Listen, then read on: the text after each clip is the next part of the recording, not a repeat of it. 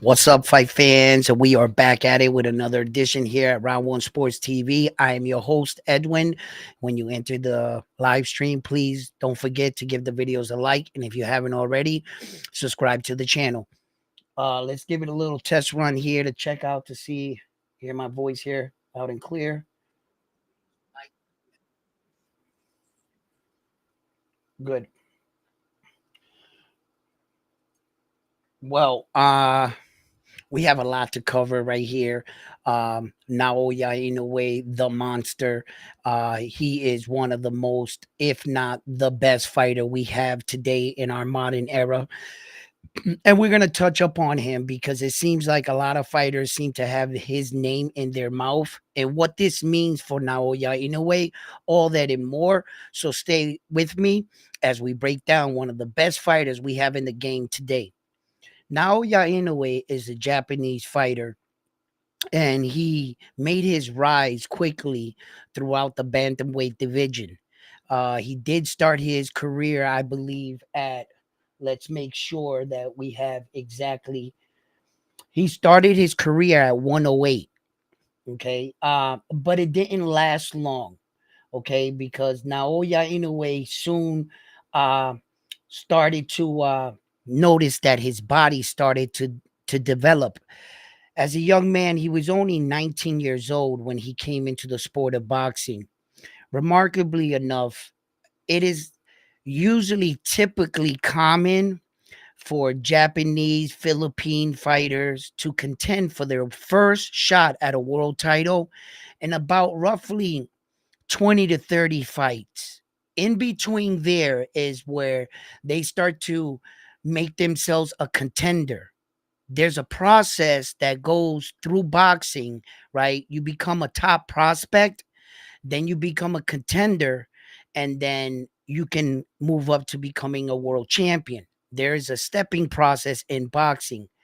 Naoya Inoue skipped a lot of steps in boxing, and it speaks to the quality and how special of a fighter he truly is.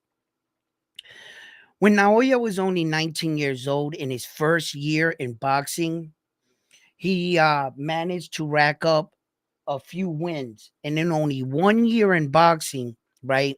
This is the impressive thing about the young man, right? When you're in like your country, Japan, for instance, you want to make sure that at least you are the best Japanese fighter out there. So typically, what you would like your fighter to do is to go after one of the smaller belts, like the Japanese, Pacific, Oriental title, things like that. And that will solidify you as the best or where you're from, right there. Naoya Inoue, in only 5 fights, accomplished that. And in only his sixth professional fight, he finally contended at a shot at his first world title. In only 6 professional fights, he got the Japanese flyweight title. Then he got the Oriental Pacific Boxing Federation flyweight title. And then he fought Adrian Hernandez for the WBC light flyweight title of the world. And that was at 108 pounds. And in only 6 professional fights, he dominated this fight. And now let me tell you, Hernandez was coming into that fight. He was an established champion there in that weight division. He had that belt for over 4 years. Adrian Hernandez was not a stepping stone. He was a worthy opponent. And only at 19 years old, Naoya Inoue made him look below average. He made it look easy. Okay.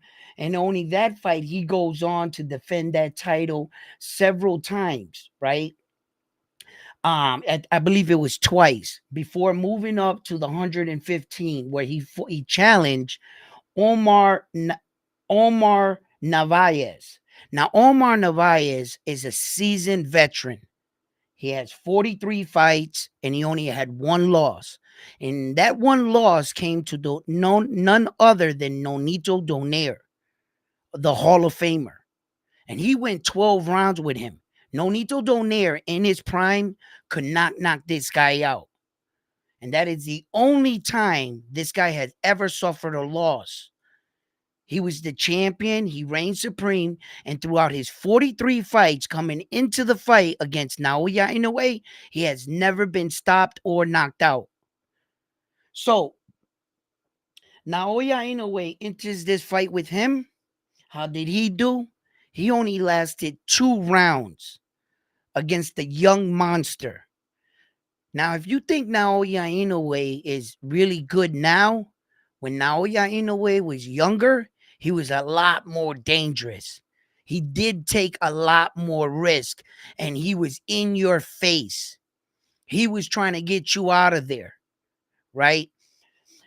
Naoya Inoue goes on to defend that title uh, from when he won it off Hernandez. He defended it one time, and then he moves up. No, that he moves up and then he fights Omar Narvaez, where he came in 43-1 against him. He defends that belt at the 115. That's where we're at. We're caught up. He defends that belt 1, 2, 3, 4, 5, 6, 7. He defends that title 7 times. The 115. Then he jumps up a weight division. He doesn't take a tune-up fight. He doesn't take the number one ranked opponent.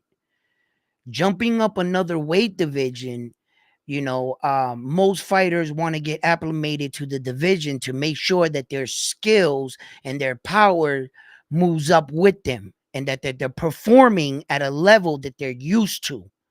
Naoya Inoue believed in himself so much and he knew he was ready to make that move. He jumped in with the British champion, Jamie McDonald, where he was champion in that weight division for over 4 years. He was undefeated for over 10 years, and throughout his career, he had never been knocked out, ever in a fight.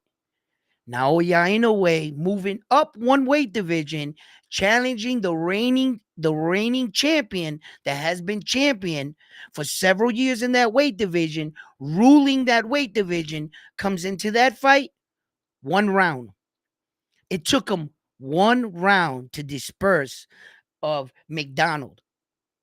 McDonald had all the height, reach, everything. And a lot of the times that Naoya Inoue is systematically breaking down his opponent, one fight in particular, when he fought against Michael Desmarinez. And in the first sequences of his, in that round, in the first round, Naoya Inoue gave him a lot to think about upstairs. He hit him with some big shots in the beginning, opening seconds of the first round. And Desmarinez had to pay attention a lot to what Naoya Inoue was bringing upstairs. But by the second round, he had brought so much pressure to him upstairs that he was so focused that his body was open. And Naoya Inoue, although he is 5'5", he's a rangy kind of puncher. He can hit you from a good distance away, it seems like, and he can still attack the body very, very well. His first step, when he picks up his foot and he puts it around his opponent's foot and he steps down, by the time he's stepping down, that punch is almost already at his target. He's that fast. And he gets really good torque on his punches. I said all of that to say this. When he fought Jamie McDonald, right? He utilized his movement ability and he got to the target so fast that I believe McDonald could not adjust. He couldn't believe how fast Naoya Inoue's first step was. He was out there, and then next thing you know, he was smacking you on the side of the head. He stumbled him and then he hit him with a vicious body shot. And the thing is that McDonald thought he was in a position where he was safe. He was going backwards, sliding this way. If you want, go check out the fight. Naoya Inoue stepped in again, and he's rangy. Yo, he just his body shot. He fights longer and taller than what he actually is. And he hit him with that body shot right there, man. He folded him. Naoya Inoue is a really, really accurate puncher. The one thing he does very well is get to the target. Besides his speed and his power, there are a lot of things that make him the kind of champion that he is today. You have to understand that he has mastered boxing. I don't believe that there is a Superman out there. So you can get that out of your head. He's going to get touched up.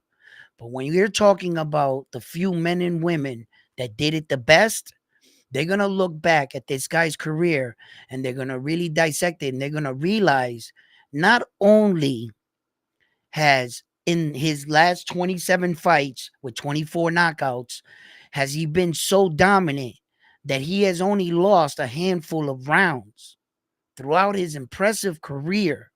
There are not many champions in the world that can say that. I know Terrence Crawford can't, and he's considered among the best in some circles. Now, the reason why I believe Naoya Inoue will never really get his just dues is because Terrence Crawford is just that much bigger of a man. And they're bigger, still skilled, and crack hard at the weight divisions and that he is was fighting in, which is the 140, 147. And when you look at it in that aspect, Naoya Inoue, by many fighting fans, will never get the respect he should deserve. Technically, he is the most skilled boxer we have. But if you were going to look at it as the toughest man and the biggest men, Usyk is always going to reign supreme. Then it's going to be Terrence Crawford. Then it would probably be someone like, they would even throw in probably Javante Tank Davis in between, or Demetrius Bivol in there. And then they would finally try to give Naoya Inoue his credit. Like, people are going to judge it by what really can happen. Could Naoya Inoue beat Usyk in a fight? I don't think so. And that's how they're going to view it. They're not viewing it anymore as skills, real skills, and what you're doing in your weight division. You should be judged by your body of work in your weight division. Naoya Inoue isn't responsible because no one showed up or no one is as good as he is. He has set the level of boxing and the bar so high that he's got most of us thinking it's going to take a special kind of fighter, or we're going to have to blow him up to fight Javante Tank Davis. There are a lot of fighters that got his name in their mouth, right? And because why wouldn't they? Let's still break down what he has done throughout his impressive career. Naoya Inoue went on to secure all the belts at 118 pounds, all four of them, right? Then he goes, yeah, was it 118? Yes, 118. At 118, he secured all four belts. Then he went on, and which many people said was going to be his toughest challenge, was a tough Philadelphian fighter by the name of Stephen Kubo Fulton. And they thought that his slick American boxing style was going to present at least a good fight to the Japanese superstar. Some people had Fulton winning in the fight. Some people said it would be a close fight. And others were really blatantly honest and was like, yo, we don't see that Fulton is going to win in this fight. So, what's up? I'm on Bam Bam Boogie. How you doing, brother? So, when Naoya Inoue came into that fight, uh, according to a lot of people, Stephen Kubo Fulton was going to put up a way better fight. Man, that's not what we saw with our eyes. Naoya Inoue truly showed why he's just on a different level. He completely dominated the fight against Stephen Kubo Fulton. He controlled the tempo of the fight. He out jabbed him, he outspeed him, and he outmaneuvered him. Not only that, which he went to show what kind of level Naoya Inoue's on, that he even went into the Philly shell defense in certain parts in the fight and kind of like out Philly shelled him. He that really speaks to that man's skills. What kind of skills does he have? He doesn't just rely on one thing. He's a master of them all. Now, although, you're in a fight, you're going to get touched up, as we saw when Naoya Inoue went up against Luis Pantera Nari. In close is where many boxing spectators and boxing analysis were saying it. And I was too as well, that sometimes he could be hit in the inside because he lowers his guard, where that he even went down to Freddie Roach's gym and he was working on that, his mobility and putting things to work. Naoya Inoue is a very smart fighter. He knew that in order to be an elite fighter, you would have to take American boxing traits and their slick style, like Muhammad Ali. Naoya Inoue idolizes fighters like Muhammad Ali, Sweet Pea Pernell Whitaker, fighters like that. He studied those kind of fighters. Where you think he gets that kind of movement from? From viewing American fighters. They have some of the best style in all of boxing. The way some of these American gyms have been passing that down through generations, is it a very effective style. And if you have your own style and you can combine it with that, some American footwork, movement up top, don't stay so stationary. That's why the British and the French used to go out to war and they would stand in a line and they would shoot their rifles. No movement, we had to be like, yo, bro, get out the way, man. Dodge, bob and weave, bro. Bob and weave. You know what I mean? And these fighters recognize that. And Naoya Inoue traits, a lot of his boxing ability comes from us. I mean, there was no samurais fighting like that. Where do you think he got that from? Of course. And he's just perfecting it. He's adopted himself, he has adopted some styles, different methods, some Philippine, some Mexican. He studies all boxing, all kinds of fighting style. But like I said, there is no Superman. Okay. He's going to get touched up. All right. It's what you do in the fight. How did you come out of that fight? Yeah, they touched you up. They knocked him down. Okay. So I take it he lost the fight. No, he didn't lose the fight. What do you mean? The fight you're saying he got knocked down in? How did he do in the fight that he got knocked down in? Oh, he brutalized the dude, knocked that guy down multiple times before brutalizing, knocking him out, and a highlight reel knockout. Not just a regular knockout. Luis Pantera's Nari's neck snapped back violently. Like, yo, that is going on knockout reels. And when you're talking about the best to ever do it, right, in the sport of boxing so far, right? When you're talking about the best that ever do it, right? And in today's era where they're constantly making memes and highlight reels, and when boxers shit talking goes wrong and you become a meme, right? Okay. How many knockout videos and memes is Mayweather on? How many highlight knockout reels is he on? You ain't never gonna find that man on a knockout reel video because he ain't never been knocked out. He's put a lot of people on knockout reels. He put a lot of people there, but he just ain't never been knocked out. So you ain't gonna find that real, right? And the great ones, Terrence Crawford, you are not gonna find him on a knockout reel. Not yet, right? Naoya Inoue, you ain't gonna do that. Arthur Benavidez, you're not gonna see that. You know what I mean? The other Mexican monster, these are the great ones. Tank Davis, he ain't in on no knockout reel. Where's Tank Davis been knocked out at? Right? So that's when you start to realize, the men that did it the best. There's no perfect fucking Superman. There's reels where Mayweather's been stunned. Now, Inoue got dropped. Terrence Crawford technically got dropped. A lot of these guys been in tights. They're in fights. They're in fucking fights. And each time they go out there, they're giving another opportunity, another man to putting them on their back. That's why I love boxing. That's why I like to watch boxing. You know, next man up, Shakur Stevenson. We're gonna have to see what he does. But back to Naoya Inoue. Naoya Inoue, man, let me tell you something. It's pretty impressive. It's pretty impressive. His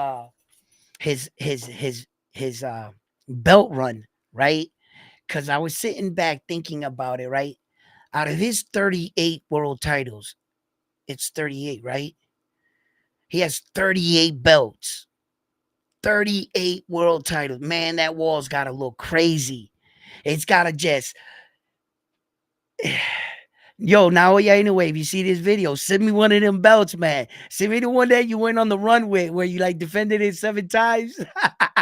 Yo, 38 belts, man. That's gotta be remarkable, man. That's an amazing feat.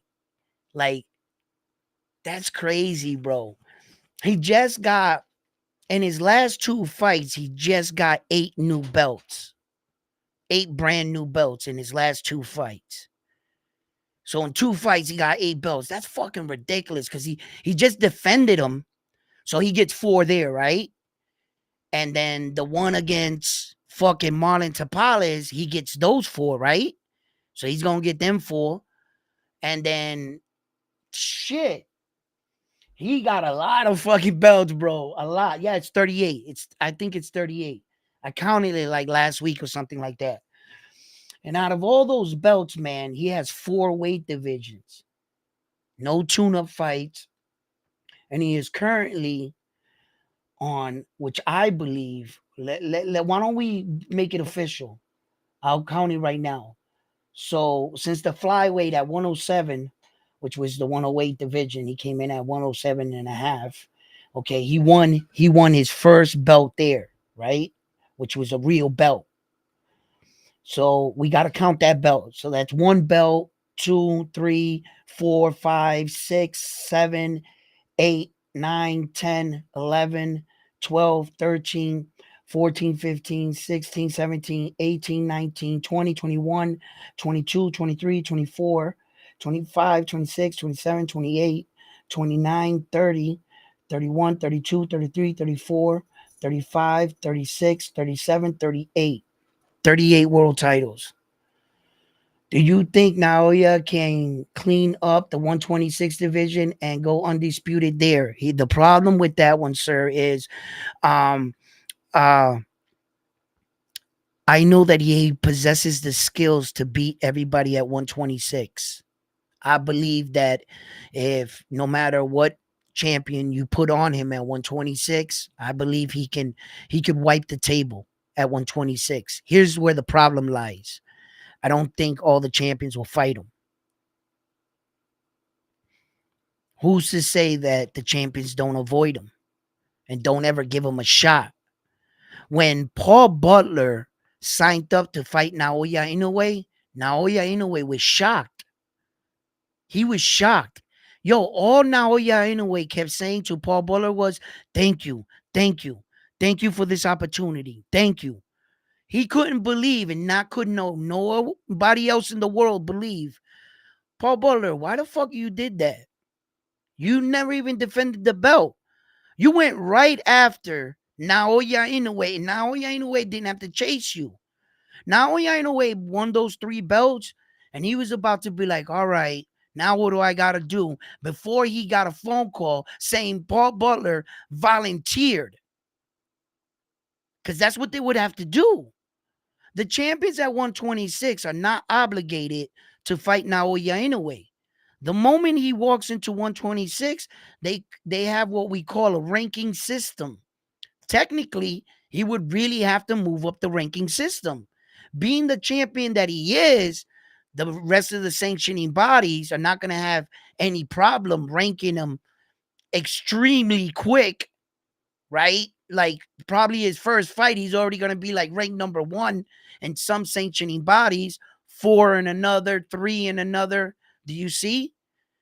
And even if he was to secure one title, once you're a champion, there's nowhere in boxing that says the other champion has to fight you. He has to accept the fight. That's where the negotiations come in. We all make him an offer he can't refuse. For the money, we have a fight. Some fighters say, fuck that. Fuck all the money. I'd rather remain champion a lot longer. For my legacy, I'm not fighting that monster. There's where the problem lies. Naoya Inoue is not, I don't think I question his skills. No, just like Terrence Crawford. I don't question Terrence Crawford's ability to go up to 154. If you lined them up, if the guys were like, yo, I'm next, I think he can do it. I think he could do it. I think he could beat them all. I think Naoya Inoue can beat them all at 126. They just got to fight him. Espinoza, all these guys, Robersi. Listen, people, I want to tell you guys something. Bam Bam Rodriguez is coming off an impressive win. And although I think that would be a really good fight, right? Naoya Inoue would hurt Bam Bam Rodriguez. And I'll stand on that. The reason why is because everything that Espinoza didn't do that allowed Bam Rodriguez to look that way, it's going to be a totally different fight with Naoya Inoue. Bam Rodriguez is going to have to exchange with this man. Let's not forget, Naoya Inoue is 2 weight classes above him, knocking out much bigger guys, and his power is working just fine. In fact, in Naoya Inoue's knockout streak, he basically has 18 knockouts before he went to a decision. He's basically on an 18 knockout streak right now. There's only what happens is he didn't knock out Nonito Donaire in the first fight, right? But the way he dominated him in the second fight, they should just take that one away.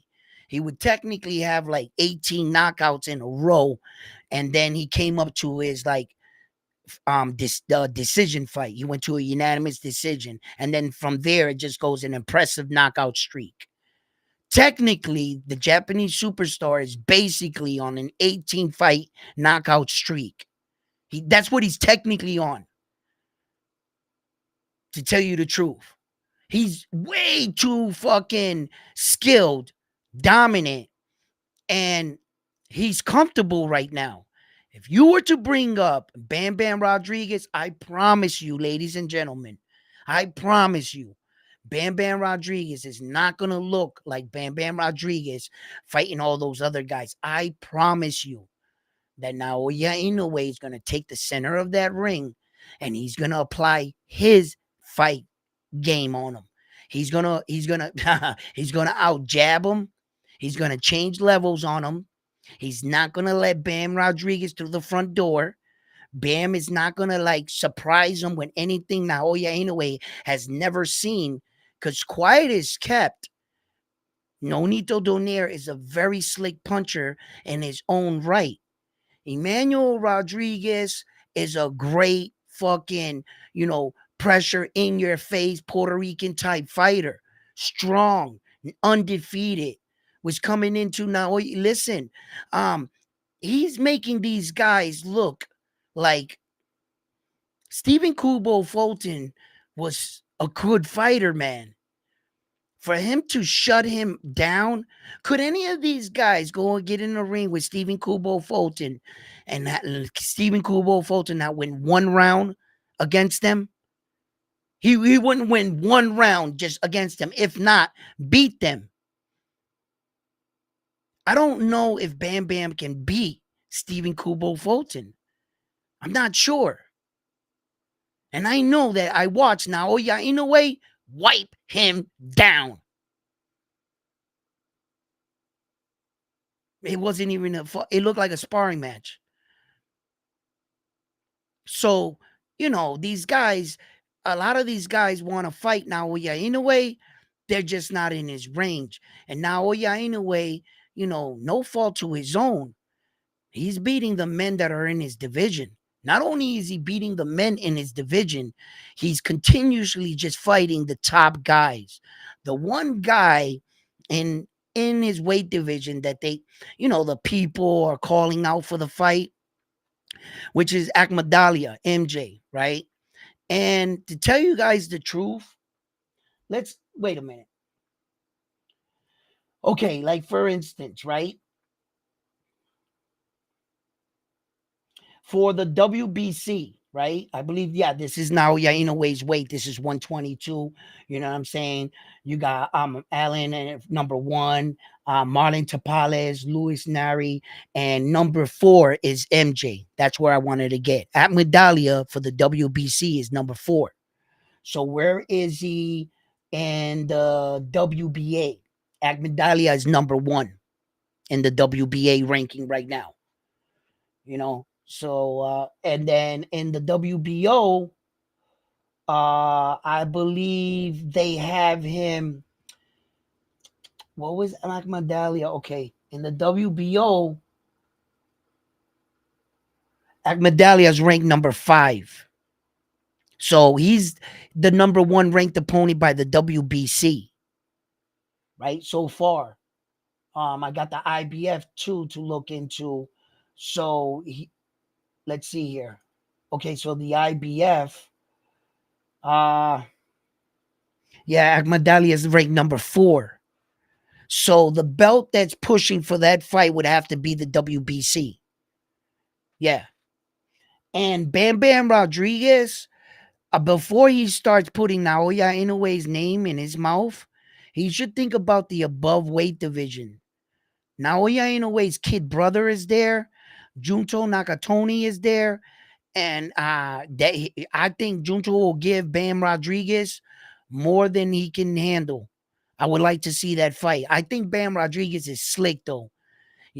Everybody's real high on Junto. I see a lot of flaws in his fighting style. He's good. He fights long, rangy, and he hits these guys well, but not a lot of guys with, a lot of mobility. Mainly guys, when he breaks them down, slows them down, they stand in front of him and he hits hard. Junto hits hard and stuff. I saw Naoya Inoue fight like what's that other Japanese dude's name was? There he was Ryu Oguchi Ryu. That was an amazing fight against Naoya Inoue. And I seen him fight tough Japanese fighters like that before. Although, you know, Junto is good, he's not on Naoya Inoue's level. I believe he's better than Naoya Inoue's kid brother. Naoya's kid brother is good. He just doesn't have that pop. And I don't think he's going to be able to keep Junto off of him. Junto just got that gas tank and he just keeps coming forward and he cracks. And as you can see when he knocked out the Maloney, his power carried. So I think it's just a matter of time before Junto takes over that division. He has to do that first. You got to do that kind of shit because now anyway did it. So you know what I'm saying? This kid ain't going to get a fucking one belt and I'm going to put his name next to the fucking greatest Japanese fighter of all time. No, you're not going to get that. I don't care how fucking popping you are on the internet. I don't care how popular you are and how many likes you get. That doesn't fucking qualify you to put you next to Naoya Inoue. No, it doesn't. Stay down here, little man. All right? The best Japanese fighter right now, hands down, is Naoya Inoue because he not only does he deserves it, he earned it, and he has all the gold to prove it. He's not talking his way and saying, I'm the best Japanese fighter. No, he's not doing that. He has accolades. He has receipts. He has proof of why he is the best fighter. 2 divisions, all 4 belts. Then you want me to say that Junto Nakatoni can beat him just like that? Why? Because he knocked out a couple people? So what? I've been watching Naoya Inoue knock out 24 people. The fuck you? What the hell? So what? He knocked out Maloney impressively. Naoya Inoue knocked out the other twin Maloney and got the knockout of the year too as well. So there's nothing that Junto Nakatoni did or has accomplished. He better not tug on Superman's cape. Stop. You're not ready for him right now. Maybe you will be. Not now. Not yet. Not yet. Y'all, people better pump their brakes. Naoya Inoue is the best fighter in the world because he is the best fighter in the world for a reason. Bro, I hate when all of a sudden somebody throws a pretty pass or wins fucking 1 ring. Quickly, they want to put him next to the great Tom Brady or the great Michael Jordan. They always got to lift the next guy up faster just to get him in the room without him accomplishing very, very little. Because what the hell has Junto done? How many belts does he have? Does he have 38 belts? Does he have anywhere near 38 belts? I'll wait. But yet, some people are quick to say, oh, you know what? I think Junto will beat him. Yeah, you sound like a prisoner in the moment. Would you just watch a Junto Nakatoni fight or something? Huh? Is that what you did? Because I'm going to tell you right now, if you was to put those 2 dudes in the ring tomorrow, Naoya Inoue will hurt him. He'll outsmart him. He's too smart. He's too ring smart. Junto is not going to have a time to make reads on Naoya Inoue. That's the problem with most people that go into the fight with Naoya Inoue. There's processes, and I talked about this in fighting. There's what we call a feeling out process. You start to, study. You're not throwing all your speed. You're testing his movement, his ability, his ring smarts. Couple feints here and there, seeing if he falls for it, he stands still, or you're testing the intelligence of the man standing in front of you. Junto Nakatoni, just like every other fighter, all 27 opponents of Naoya Inoue, they never got an opportunity to study. There was too much coming forward, too much they had to worry about, and too much problems and too much power he was presenting to them. Soon, all his opponents found themselves trying to survive, trying to figure out what to do, shelling up. And he's taking away everything away. He's slowly taking away their jab. Soon they forgot why they were there. The game plan that they developed, that they worked weeks and months over in the gym, just goes out the window. And they're trying to survive. You're not going to get too many opportunities to make reads on him. That's the problem. A lot of people can do their homework while they're watching film on him. And I talk about this. It's one thing to buy a ticket and sit there and watch him. It's another thing entirely to be standing in front of him. You can study all the film you want. But once he starts to apply that kind of pressure, it seems like these guys are like, whoa. They quickly realize, hold up, he's the real deal. I'm in over my head. What am I going to do? And they start to think, if I could just land that punch. Most of his fighters probably got to that situation in their head in the fight. If he would just make a mistake, I could hit him with this shot. That punch never came. It's never gonna come. And Naoya Inoue is really just that good. What's up, guys? Let me read some of your messages. Do you think the Japanese will let their two top fighters, Naoya Inoue and Junto, fight in the future? I feel like Japan ain't going to let that happen. Many of time, Japanese fighters fight other Japanese fighters to determine which ones are going to come out of Japan to represent Japan. You got to always keep this in the back of your mind. Boxing is like the Olympics. When you have your fighters, they're representing their country. So just like American boxers, we in America, we're like savages though. It's and I mean that in a nice way though, because we want blood. We are constantly attacking American fighter versus American fighter. And we have to teach our American fighters not to take each other out so soon. That there's other countries in the world coming after the gold. And when we win these belts, we bring them back to our country. All four of those belts at 122 pounds in America, we have no belts in 122-pound weight division. Why? Because they're all in Japan. And all the belts at 118, they're all in Japan. We don't have a single belt at 118 and 122. And it's all because of 5 fighters. They have 8 belts among them. You see how this game is played? So when he says that maybe they don't want to put the top 5 Japanese fighters against the top Japanese fighters, eventually what's going to happen is the same thing you saw take place with Errol Spence Jr. and Terrence Crawford. When Errol Spence Jr. beat every other nation, they beat them all. Terrence Crawford did the same. He beat everybody Errol Spence beat and every other nation. Go back and look at, besides fucking Sean Porter, look at all the fighters that Terrence Crawford fought.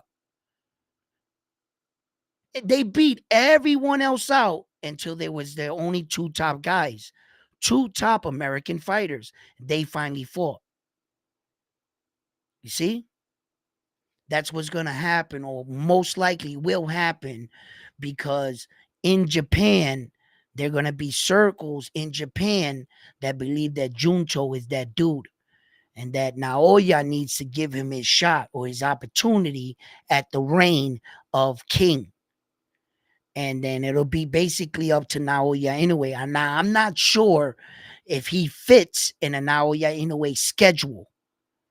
Naoya Inoue train seems to be going that way, 126. He's a little far away from him. So Junto has plenty of time to establish his legacy, and let's see what he does in his career. Let's see if he can mirror his fellow countrymen. Let's see if he can establish. There's 4 Japanese fighters that have 4 belts at 118. Let's see who's going to fight who now to unify, because it has to be Japan against Japan. Has to be. Right? So, will Naoya Inoue fight in New York City or LA? Amazingly, he's already fought in both places. Already. He's already fought in New York and he's already fought in LA. Already. He fought Jason Maloney, the twin, in New York City, in Manhattan Square Garden. Problem was, it was during the Corona epidemic. There was no crowd. There was no crowd. And the Naoya Inoue came down to the award ceremony to receive his award and to watch Bruce Carrington fight when Xander Zayan was headlining that fight in New York City, and he came down. And man, they said that a lot of people in New York didn't recognize who he was, and I feel like that's my fault. Because had I went down to New York City, the entire New York City would have found out who that man was. I'd have stood on something and announced it to everyone. They were all around the wrong fighters. And Naoya Inoue was just standing there, and no one really knew who he was. Man, listen, I feel like I let him down, man. If I was there, man, listen, that whole building would have found out who that man was. And man, you know, and we have to give credit to the men that do it the best. If you enjoy boxing and you want to and you love great fights and you really want to ask yourself, man, who is the best fighter in the world? The reason why Naoya Inoue will most likely be on the outside is because he's not as big as some of these other guys. And the heavyweight champion by default is going to reign supreme because the heavyweight champion, he is the heavyweight champion of the world. He's king. He's king. So there's no better fight bet. There's no tougher fighter that's going to beat the heavyweight champion of the world. It's not going to happen. That's why he's the heavyweight champion of the world. So by default, no one can see this 5'5", 122-pound Japanese man and give him that credit. But to a fight fan that appreciates and knows what they're looking at, fighting style, and what he's actually doing, we know, we know that he is probably the best fighter in our era. And when it's all said and done, he might just have a strong argument and a strong case for going down to the best whoever did it. He's on that kind of shit right now. You know, the problem is I don't know where he's going to end up. You know, it could be get better or it can get worse. You know, Manny Pacquiao suffered eight losses, really fucked up his. You know, I talk about it. There are a lot of good, great legends that have a lot of big losses. They don't know how to hang up the gloves. You know, I don't know if Naoya Inoue is going to be 45. Naoya Inoue making his ring return again, 45. He's out of retire. Oh, he gets knocked out. Damn. Well, that's the fifth time he got knocked out in a row. Maybe the next fight he'll do better. You know, that'll mess up his legacy. So we honestly got to see where he ends up and when does he call it quits. When he calls it quits, we tally up his record and what he did. Once he stays retired, right? And if he wants to come back, do it like the great Mayweather. He's doing exhibitions. That's the right way to do it. No matter if you beat Mayweather in an exhibition, guess what? His 50-0 record will stay intact. That's not a legal fight, 2-minute rounds. That's not going to hurt his record. That's just, you'll just have memes and shit talking. But as far as his prestigious boxing career, Mayweather solidified that. He protected that. He no longer needs to protect it. It's a done deal. He's 50-0. He has 5 weight divisions. He fought 23 world champions, so on and so on and so on. Okay, that you're gonna have to beat him in that. And some of those records, people get confused with some of them records being like real records, right? Like, don't be confused. That 50-0 shit, that doesn't mean anything. Where do you get a record or an award for being 50-0? Show me. Show me in the Hall of Fame. What award ceremony did they go, here you go for retiring 50-0? Where the fuck is that record at? Anybody can do that. You just got to do it. That's a personal record, what you retired in. And people get that confused like it's a real record. No, that's just your boxing record. That don't mean nothing really. You didn't lose. Yeah, you lost once. We're just tallying up what you did. But what did you do? How many weight divisions? How many belts do you have? That's real shit. That's real shit. That's what goes in the record books. That's what goes on the walls in the Hall of Fame when they're explaining what you did throughout your career. Now that's real shit. These shit. That's real. And no, no one really did it like Mayweather. he never became undisputed world champion. So when it's all said and done for the Japanese superstar, right? Right away, you know, the two-time undisputed status, that's a monster record. That's a monster record.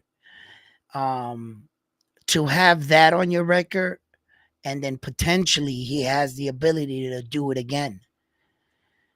So like I said, I don't know where he ends up. How much more can he put on his legend? I mean, he's got three Hall of Boxing careers in one career right now. He's got like three Hall of Fame careers in one career. Unifying the undisputed status in one weight division, you're going to the Hall of Fame. Just doing it once. He did that shit twice, and then the remarkable title runs that he got. He's on like his 21st consecutive world title fight.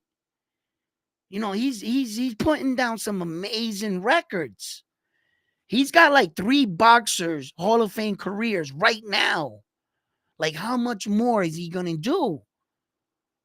And this is really interesting. And if you want to see a man start achieving some of these accomplishments, look, I don't really know. There are a lot of names going around. Goodman being one, MJ being another, even Casamara's names being thrown around in some circles. You know, let me read some of these. Funline, what's up, baby? Bam, you telling me you think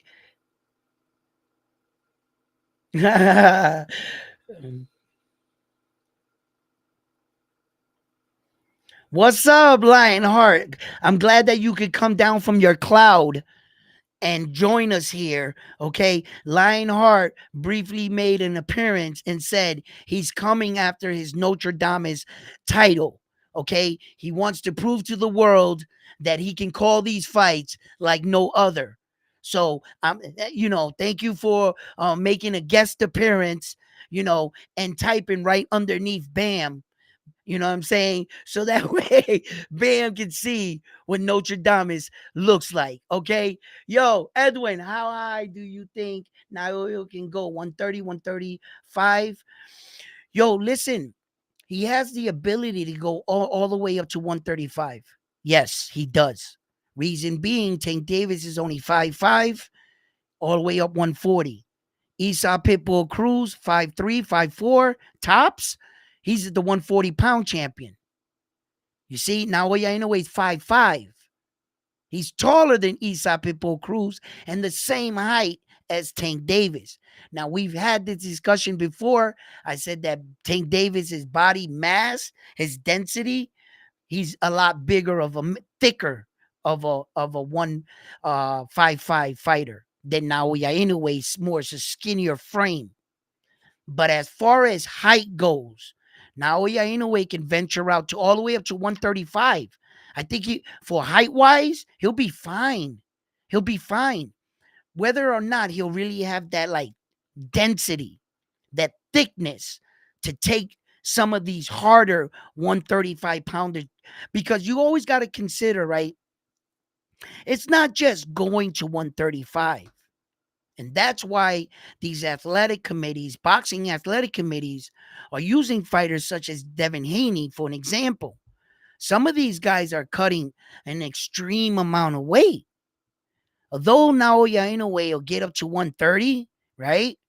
The fucking night of the fight, the guy will come in 160.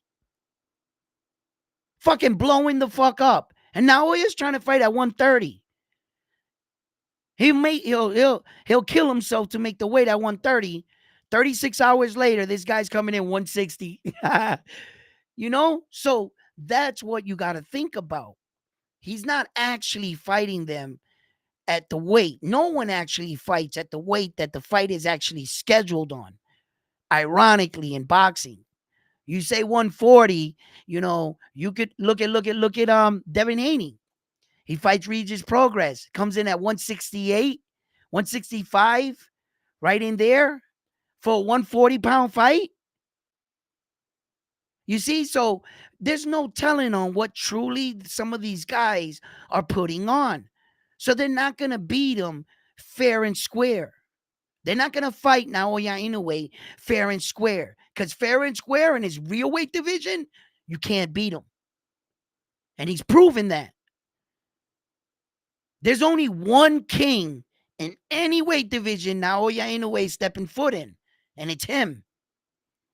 And the last two weight division he's been in, he took all four belts. He's greedy. You will not call another fighter in a Naoya Inoue weight division champion. No, you're not. There's only one champion, and that's him. That's how he rolls. That's how he rolls. So if he walks into 126, he's made himself the kind of star and champion that would entice these other champions to fight him. Why? Because that fight is going to change their life. They're going to make the most money they have ever made in all of their fights, probably combined, to sign up to fight Naoya Inoue. They're going to make anywhere upwards of $2 to $3 million fighting him. Naoya Inoue is making 6.9. And his next fights, he starts fighting in America. That price is going to start to go up. I believe it'll go up to roughly around 12, 13. His opponent might get 4 or 5. They've never seen that kind of money, bro. They're going to fucking jump on that. And Naoya Inoue is going to beat them all. He's going to beat them all. Although I think Espinoza would present a big challenge and task, Naoya Inoue is going to chop him down like a tree. Robersi is going to try to duke it out with Naoya Inoue. Robersi is a little bit, he's kind of got like amateur traits about him, like 3-round fighting traits, and they show up in sequences in his fight. He's been working on it to change it. He's developing as a fighter, Robersi. But I can see sometimes he forgets and he does amateur shit in the ring. He does that shit in front of Naoya Inoue, it's lights out. And I can guarantee Naoya Inoue has enough pop in his punch to knock Robersi the fuck out.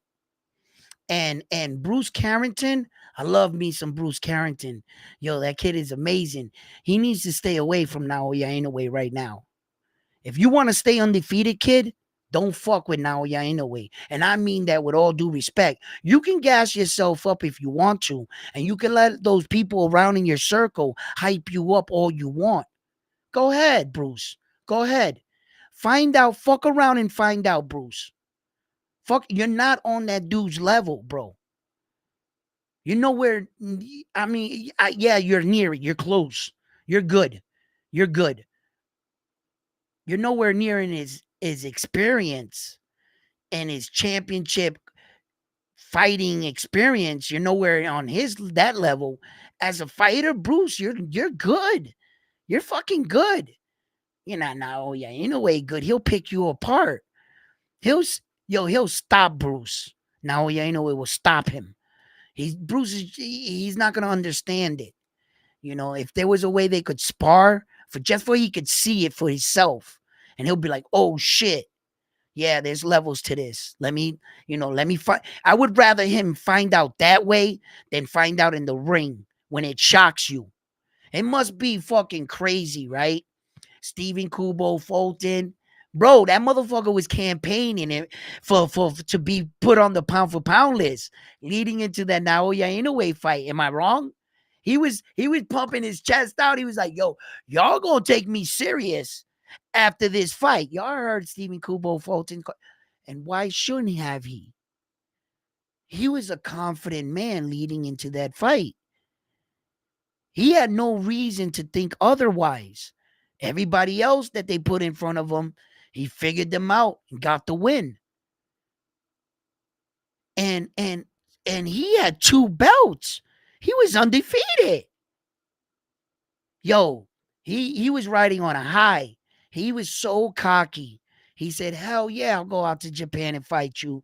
I don't give a fuck if you put us on the moon. I'm gonna bust your ass."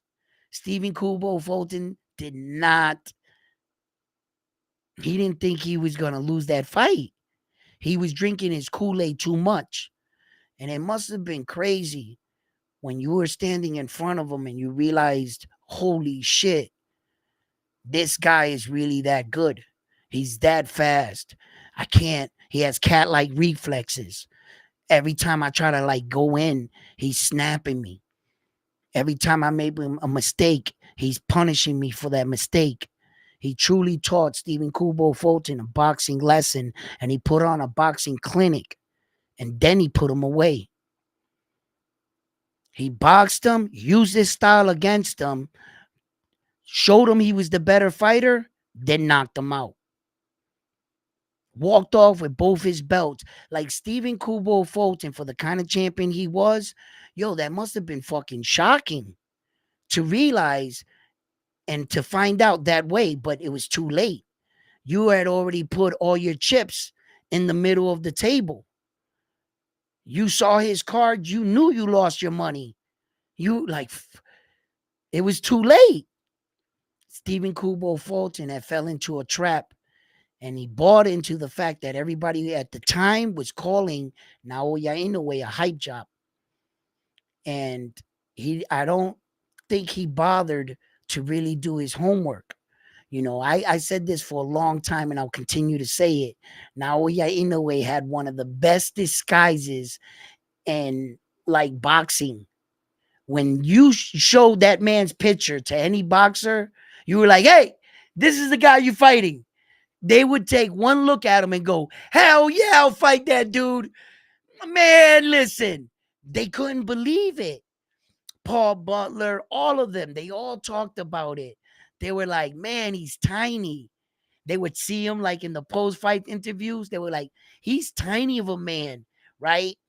And when they got in front of him inside of the ring, they quickly realized he's not a tiny man at all. His demeanor and his energy was much bigger than that. His confidence level, and you know, you can really start to feel the intelligence of a fighter in front of you right away. And a lot of fighters that were in front of Naoya Inoue said he was really intelligent, and it was hard to hit him. You know, not only that he was really good, but he was also stingy with his defense. You know, a lot of guys couldn't really just hit him flush. The the most times that fighters were successful on hitting Naoya Inoue is when he was engaging to try to finish you off. There are brief windows where you can catch him where he's exchanging on the punch and he knows he's going to get hit. He's relying on the fact that by the time he hits you, it's going to take power off of your shot. Your shot could be coming full steam, but if he hits you first, you're gonna release the power, and that's kind of like he's truly like going in for the kill. That's what makes him dangerous. He criticized some fighters like Devin Haney about not having that samurai killer spirit, you know, wanting to stay on the outside, play it safe in a fight. Naoya Inoue is not that kind of fighter. One thing for sure, he's going to bring you out of your seats. And he's going to give you those moments in the fight that you're going to jump up and be like, holy shit. And it seems to be the case. In his last fights, that's what you got. When you saw him knock out Luis Pantera Nares, man, you said, holy shit, his neck snapped back like that. Um, he put Marlon Tapales down for the first time in the fight. I was like, yeah, more moments, big moments. He knocked out Stephen Kubo Fulton. I was like, God damn. Listen, because that last punch, when Stephen was trying to get up, it looked crazy, didn't it? And then later on further review, we talked about it, how he kind of, you know, didn't follow through with the punch. If he really wanted to, he could have really blasted Stephen Kubo Fulton, but he showed good sportsmanship. He already knew it wasn't going to take a lot to put him down. So he gave him enough to put him right down, not enough to like hurt him, you know, like damage his career. because you can go back and look at that Stephen Kubo Fulton knockout. And when he went to blast him, he hit him and retracted his arm like that.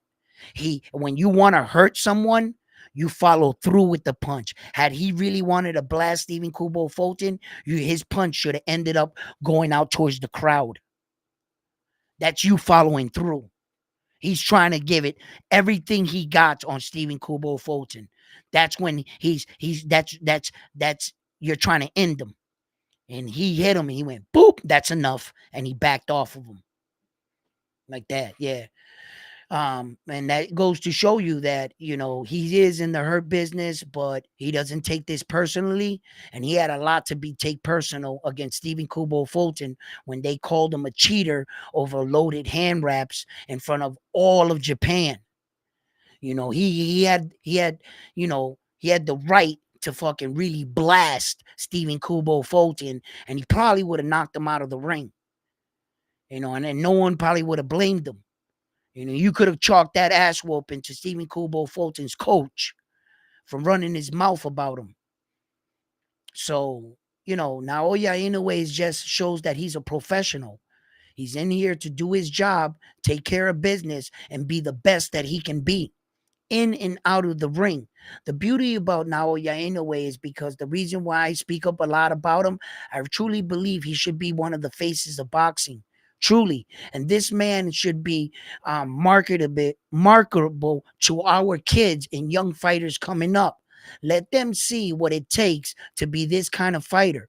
Let them see what it takes, like Terrence Crawford, and his rise. Terrence has a little bit of trouble in between his career, but so far, Terrence Crawford is a dedicated fighter, in and out of the ring. I don't see Terrence Crawford in Las Vegas with all the bling on, all the women, smacking his wife, crashing his car. Fuck you, fuck that. I mean, he says what he has to say. He's an American fighter, so he'll get the shit talking with the best of them, But for the most part, I like what he does in and out of the ring and his level of dedication. Now, in a way, I don't see him on social media fucking around, running around in Japan with whoever those guys are out there, Japanese mafia dudes, and, drinking late hours, blowing it up in between fights. I don't see any of that. All I see is hard work and dedication. As soon as he beats one guy, he's looking at the next. Yup, I'll fight you in 6 months. Yup, I'll fight you in 6 months. Yup, I'll fight you. Like his wife is like, his life is a training camp. And, kudos to her for supporting him and being that kind of wife, a boxer's wife, being the rock that some of us need, to be home for the kids and stuff, and to be that wife that boxer really needs, and understand that, this is this part of his life. And soon he'll make a transition from this part to another part, and it's tough sometimes, like a lot of wives, Marines wives, Army wives, some can't take it. Sports athletes wives, it takes special kind of women to really get behind their husband and to support them when a lot of the time, they're not home. Sometimes they're away training. Luckily, Naoya Inoue's training camp is in Japan. He's been fighting a lot in Japan, so he can basically train and go home type thing. And I guess it works out pretty good for him, and he's able to take away the noise. It's different out there. They respect your privacy in Japan. Although they do mob him when he comes outside and he makes his appearances, they do show him his respect when he's out with his kids, and they stay away, and they don't try to hurt their champions, introducing them to shit. For the most part, they live a little different, well, a lot different, their culture, I mean, anywhere in the world you can get into some shit, and I'm pretty sure in Japan it's just like anywhere in the world. But when you are that kind of man out there, and you ask for that, that ironically they do respect a lot of that stuff. So I guess it really works out for him. Um, like a fighter like Subriel Matias, he went back home to Puerto Rico, and it didn't seem to work out so well for him, going back and seeing old friends. So, it doesn't always work out for the fighter. And he's able to do all this, the Japanese dude. And that's a testament to where his level of dedication to the sport is, and how focused he is, where he sees himself as a boxer, and how high is he willing to go. Listen, I truly believe he can go all the way up to 135. I truly believe that. He has skills that he can go all the way up there. Will he go up there? I don't know. How he'll fare up there, we'll see. Because I said it. He's not like that typical guy that was cutting weight to make these. Like Isa Pepo Cruz can make the 140 and still pack on a decent amount of weight. It seems like he's able to, Tank Davis can make 130 and still pack on a nice amount of weight. I'm not too sure if Naoya Inoue can do the same.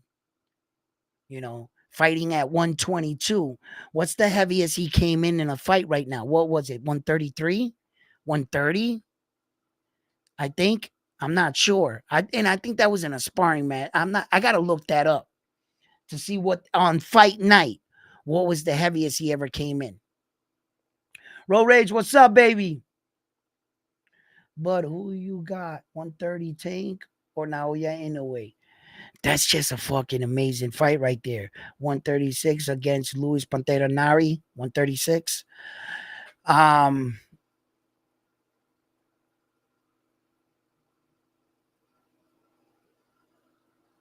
Look, 136. That's not bad. 136 for 122. If he can comfortably put up that weight for 126, yeah, he still won't be big enough for 130. No, he wouldn't be big enough. For a 130-pound fight, he's going to have to weigh the next day just to compete. You would have to tack on at least 14 pounds onto him just to be safe. You would have to tack on 14 pounds. So that would be anywhere 143 if he was fighting at 130. And we're just talking at 122, he's 136. Do you understand where this is going? There's a lot of extra weight he's going to have to get on the back end. And I think they're just going to weight bully him and finally try to beat him, a much bigger guy. That's what's going to ideally end up happening with Naoya Inoue. Yeah, guys. But let me tell you guys something, man. Naoya Inoue is truly right now, in my eyes, in many people's eyes, I have him as the number one. And the reason why I have him number one is merely because of his skills, the complete fighter that he is, all around. I'm judging him from his stand up to his footwork to his ring IQ to his cat like reflexes to his stamina, um, his mobility, everything. And I'm grading him as a fighter. What grade do I give him for all the attributes in boxing? That's how I'm grading him. Same way I grade Terrence Crawford, same way I grade every fighter. And I understand in my grading system, your fighting styles do not have to look the same. You do not have to look like Naoya Inoue to be considered a better fighter than Naoya Inoue. You do not. Your fighting style has to come up against all styles, and had your style beaten all styles that you've come up against, it means that your style reigns supreme and that you have mastered that style of fighting. For instance, the Philly shell style, Mayweather style. He's world famous for that style. Every style that came up against his style beat their style. whether it was lefty, righty, puncher, brawler, technician, a counter puncher, any style, whether the guy had a peekaboo defense, a wild man, a lunging kind of fighter, any style, his style reigns supreme. You see what I'm saying? They don't have to look the same to be two elite fighters. You got to understand what they're doing is elite shit. And when you grade these fighters, I grade them on that system. Is he a complete fighter? Not just a one-dimensional fighter and great. Errol Spence Jr. We all knew what the fuck he was going to do. He was the same fighter every fucking fight. You just couldn't beat him until Terrence Crawford did. See? So that's what I mean. Not a complete fighter. You see? So that's what I judge him on, like that. And I believe on that judging, he's the best we have right now. He's just better. He's slightly better than all the rest. And Terrence Crawford is like literally like right there with him, because there are some things he does a lot better than Terrence Crawford, but there are some things that Terrence Crawford does a lot better than Naoya Inoue. In fact, there are some things that Terrence Crawford does Naoya Inoue has never done still in the ring. For instance, fight from both stance, lefty and righty. He's never fought lefty or righty. He always fights the same righty, right? Terrence Crawford can switch up both sides. That's something he can't do. For instance, do you see? But that doesn't make him better than him. Then you break it down from there. And I've done my homework. And I came to the conclusion that overall, he is the best fighter we have in our modern time right now. And then if you're going by like a pound for pound list, where that, this mysterious pound for pound list that's become more a competition list and a popularity list and what have you done for me lately list. They should call it that, to be fair. Why? Because according to these people, Naoya Inoue can do double the work, but all Terrence Crawford got to do is fight one fight, and he'll surpass his 3 fights that he put in. If Terrence Crawford goes up to 154 and beats Israel, people are going to say that he should be number 1 again. But wait a minute. By then, he would have already fought 3 more times.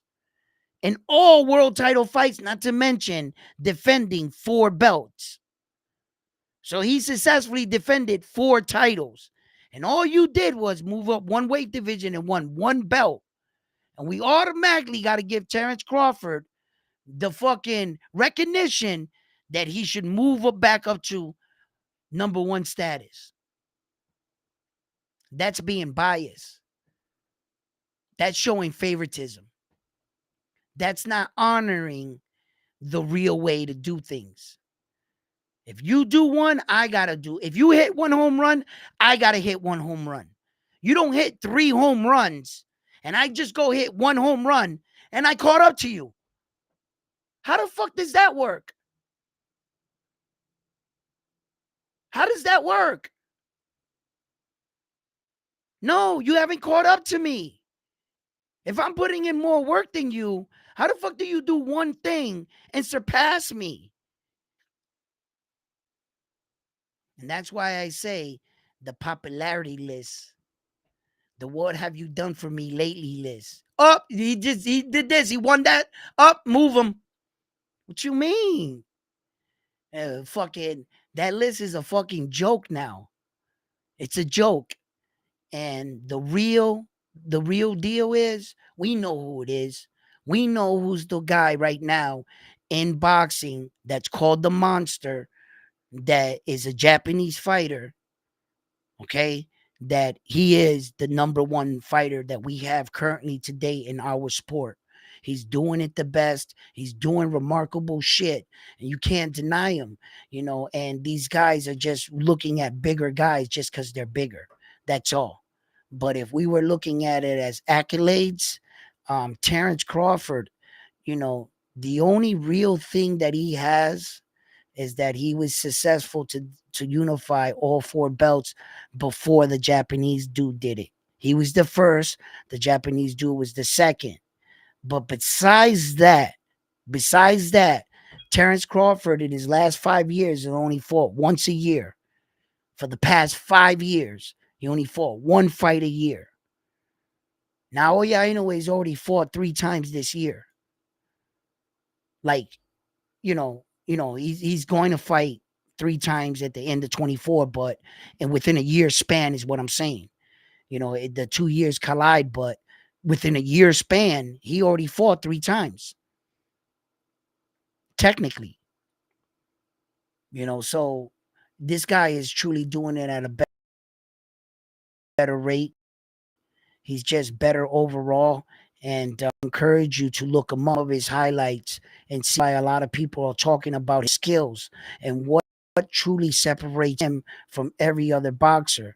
I wouldn't be talking this highly about this guy if it wasn't for the fact that what he's doing inside that ring is some fucking high level shit. The way he's putting these guys out. He stretched Payano in the World Series of Boxing. That was a thing of beauty. I remember that moment, man. It came out of nowhere. Payano shifted one way. He made one mistake. He just shifted the wrong way, and the fight was over. It was amazing. It's amazing. And I really don't want you to miss out on any more of Naoya Inoue's fights. So I encourage you to look him up, become a fan, check my man out. He's really doing some cool shit in there. And who would you like to see him fight next? Would we like to see him fight Goodman? Would you like to see him fight MJ? I think Goodman is a good fighter. Let me tell you right now, Goodman is fast on the trigger. He seems to hit hard.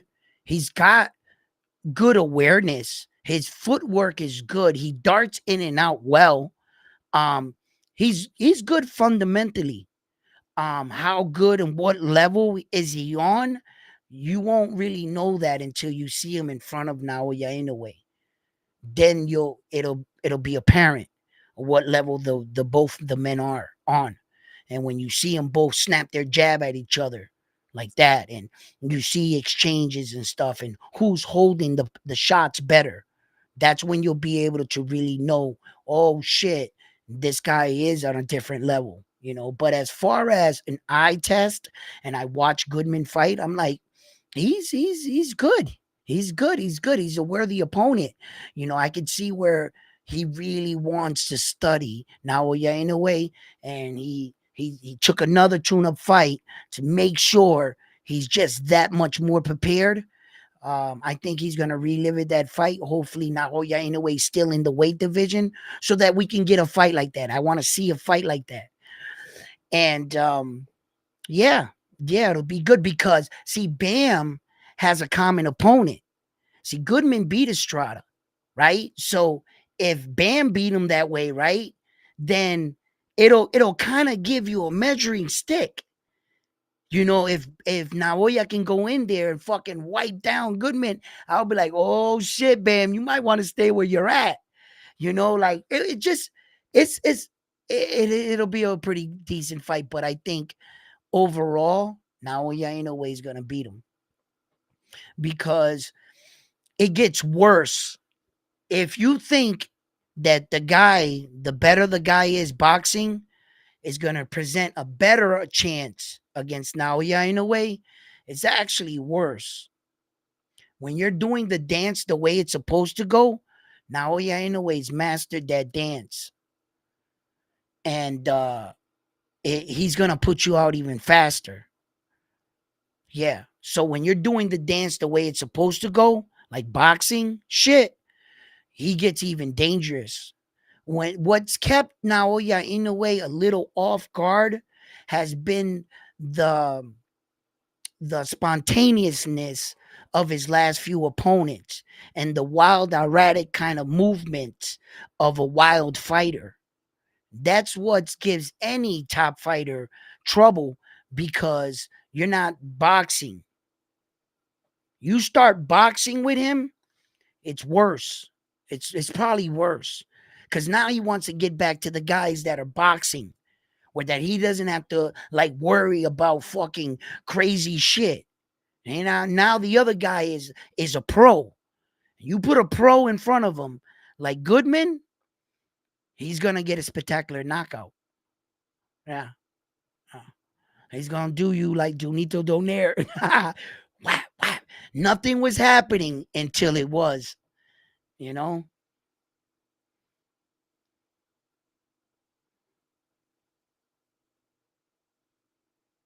Yeah, of course they're gonna. Goodman's team is gonna do all that to try to look like it because they want to take their eyes off of them ducking him. They're gonna Goodman's team is gonna take that trip all the way out to Japan and the Luis Pantera Nares fight. No sooner that he knocks out Luis Pantera Nares, Goodman gets in the ring. Talk about he and Naoya Inoue before he even got a chance to speak said, "Yo, I want to fight him." He already said it, right? Sam Goodman, he's so amped up. He wanted to say what was like, vacate those belts or fight me, right? Bro, he already said he wanted to fight you. So he gets in the ring and challenges the monster. But what does he do?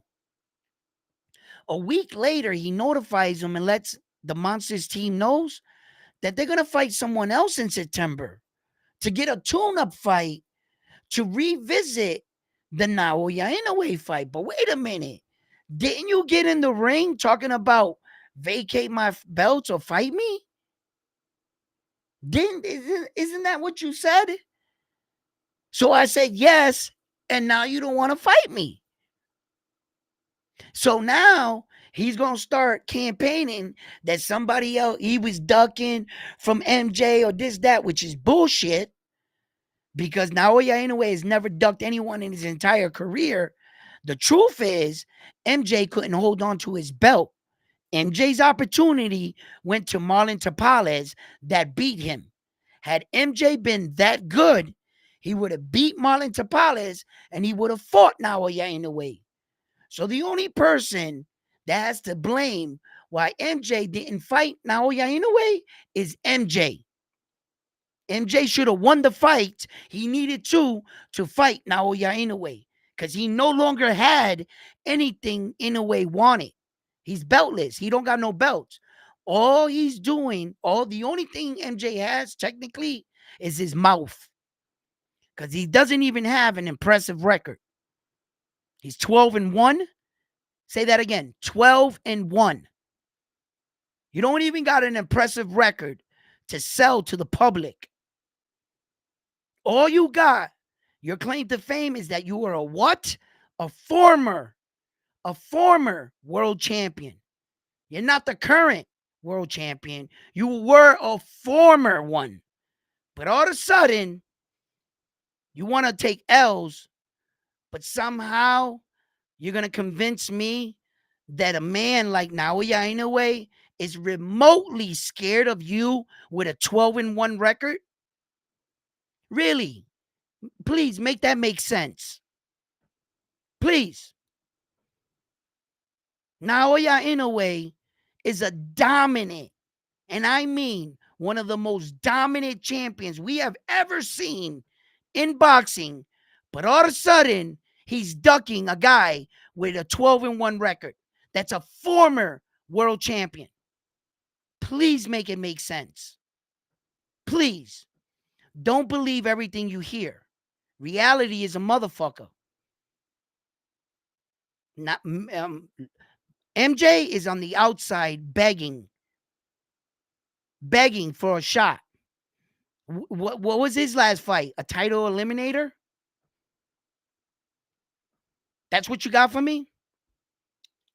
You better be thankful if Naoya Inoue turns around to look in that man's direction. Because technically, he doesn't deserve it. I would take the Goodman fight or move up.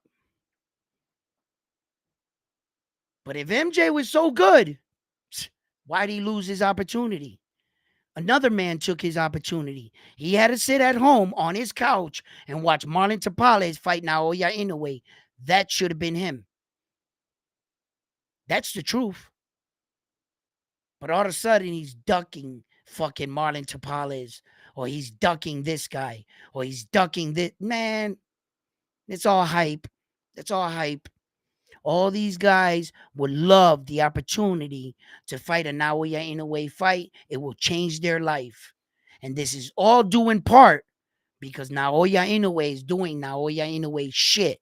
Because had he not been the kind of champion that he is, we wouldn't be talking like this now, would we? You wouldn't be having the opportunity to making money that'll change your life. Now, would you? But yet, you're better than him. You're better than him. Okay, I can understand the confidence and the cockiness because it is a sport of fighting. So the guy's not going to admit that he is better than him, right? But let's ask for the fight. Let's talk shit, right? But let's, you know what I'm saying?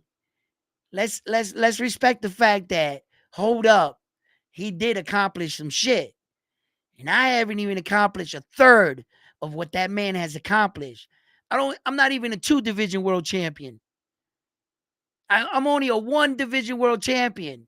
All of a sudden, listen, people, I'm going to smack up this 4 division, 36, 38 belt, 21 straight consecutive world type fighter and 2 separate weight divisions, 4 belt holder. I'm going to smack him up. Yeah, right. Yeah, right. Just because it comes out your mouth doesn't make it so. You're going to have to do some shit. Man, listen, these guys just think they can say it. Oh, you know what? He could beat Naoya anyway. Why? Because MJ said it. He said it. It gotta be true. Then fucking Casamera. Oh my God! If you let that man tell it, he's gotta be the greatest fighter that ever lived. You know? Fuck out of here, bro.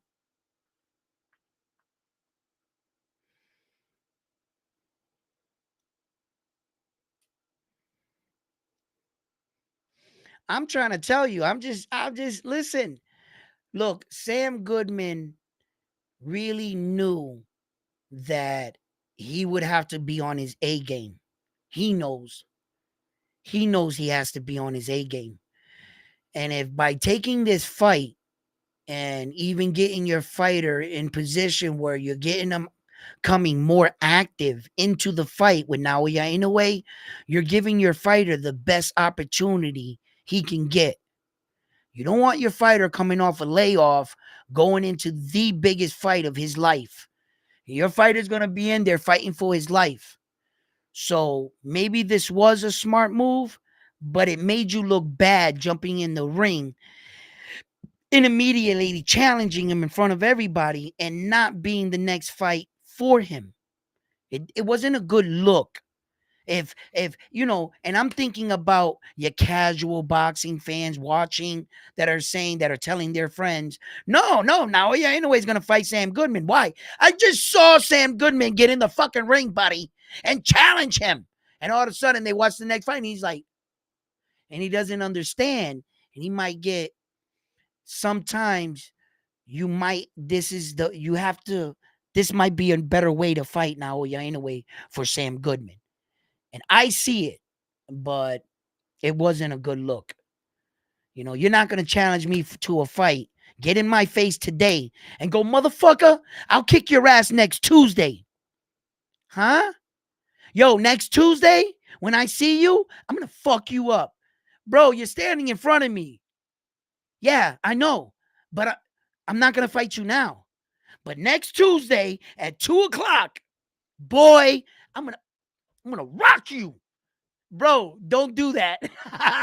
Don't you're not gonna look good. You know, that's like being in an argument with somebody And him, yo, the next time I see you, I'm gonna fuck you up. What you mean the next time you see me? You see me right now. Why is it gotta be the next time? He like, yo, the next time I see you, huh? Ain't we standing in front of each other right now? And you can tell a dude don't want to fight, you know? Yeah, it's a real bad look, but I understand what probably he was trying to do, Goodman. It's a bad look, but you know, you want to give your fighter the best opportunity, and you want to put him in the best mindset. You know, the worst thing that can happen is that you schedule him a fight with some guy to get a good win, and he ends up losing to the guy that, and then he loses his shot with Naoya Inoue. If he goes in the ring with this guy, and this guy doesn't get the memo that he's supposed to lose the fight, and he jumps on Sam Goodman like a spider monkey, that can derail your plans for a Naoya Inoue fight. So there's pros and cons that come with making these kind of moves. I think that Sam Goodman is good enough to beat, the guy they're gonna put in front of him, and you will just want to put him in a better position to fight such a fighter like Naoya Inoue. You really want to do your homework. Next Tuesday at 3 o'clock, you're mine. Yo, at 3, did you say 3 o'clock? I have something to do. How about 6? Look in your schedule and see if you're good around 6, because 3 o'clock is bad for me. I can't do 3 o'clock. I'm sorry, Lionheart. Are you okay? If it was anything else, you're lucky it's not 3 o'clock, because I was, listen, see if 6 o'clock will work for you. Yo, why can't Naoya Inoue fight MJ in the Tokyo Dome? There's no reason why he can't fight him. It's just that MJ doesn't have anything that Naoya Inoue wants. He doesn't have any belts, and it's up to Naoya Inoue if he's going to stay in that weight division. If he wasn't ready to move up. See, in one of his weight jumps, when he made a weight jump, he actually defended the belt 7 times before making that decision to move up in weight. He's been at the 122 and going on his 4th fight. So he could stay at the 122, clean house a little bit, then venture up. It just all depends how long he wants to stay there. Now, if Naoya Inoue stays there, he's going to fight MJ, because MJ made himself the number 1 for their title in the WBC. See? So as far as that goes, it all depends if Naoya Inoue wants to make a decision. If Naoya Inoue says, I vacate these belts, I'm moving up, MJ's not going to fight him unless MJ goes up to 126 to chase him, so that fight will never happen then. So it's just, Naoya Inoue definitely made himself that kind of fighter that he calls the shots now. So it's really up to him. So, fight fans, that's all I really got for you guys. How about 6? Nope, fights off. 6 is no good for you, Lightheart. Shucks. If not, you listen, we were going to go at it, okay? You're lucky, okay? Those are those guys, right? Listen, fight fans, Chad, you guys have been amazing. That's all I have for you today. Please give the videos a like. If you haven't already, subscribe to the channel. And remember to click that bell notification icon on your phone, on your YouTube setting. You got to do it twice. It's not just good enough to set the notification. You also got to go into your apps on the YouTube and click that bell notification icon in order for you to receive the notifications. YouTube came up with this new way of doing it. And if you're not receiving my notification, that's why. All right, fight fans, listen, guys, I love you guys. Naoya TJ has been fighting in Japan on a winning streak. Yeah, I was one of the fighter I wanted to talk about too. Um, well, yeah, you answered that. You know what I mean? Well, we'll talk about that and much more on the next one. So I'm on to the next one after this one here at Round One Sports Talk. Love you guys.